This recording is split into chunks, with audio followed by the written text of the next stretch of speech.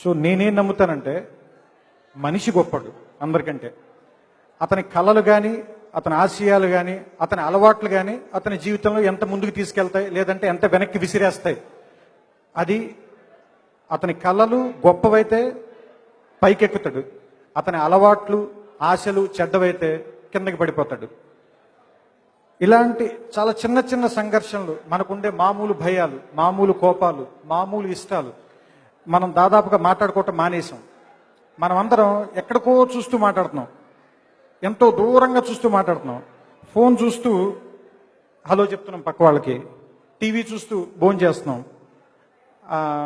మనం ఇంటికి వెళ్ళేసరికి మన అమ్మ వాళ్ళతో మాట్లాడకుండా టీవీలో మనకి ఇష్టమైన సీరియల్ పెడుతున్నాం, లేదంటే నైట్ 11, 12 దాకా ఏదో ఒక ఇంగ్లీష్ సినిమా చూసి పడుకుంటున్నాం.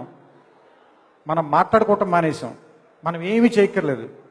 ప్రపంచం బాగుండాలంటే ఏమి చేయక్కర్లేదు. ఇద్దరు మనుషులు పక్క పక్కన కూర్చుని ఒకళ్ళ కళ్ళల్లోకి ఒకళ్ళు చూస్తూ మాట్లాడుకుంటే చాలు.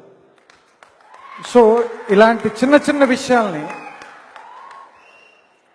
అంటే చాలామంది అనుకుంటారు ఏవో గొప్ప గొప్ప పనులు చేస్తేనే మనం బాగుంటామేమోనని. ఏమి చేయక్కర్లా.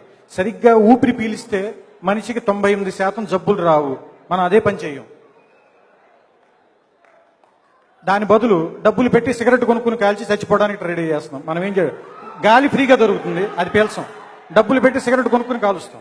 అలాగే కరెక్ట్గా మంచినీళ్ళు తాగితే చాలు మనుషులు ఆరోగ్యంగా ఉంటారు. 10 రూపాయలు పెట్టి వాటర్ బాటిల్ కొనుక్కోము, 60 రూపాయలు పెట్టి బీర్ బాటిల్ కొనుక్కుని తాగి పాడైపోతూ ఉంటాం. Very simple.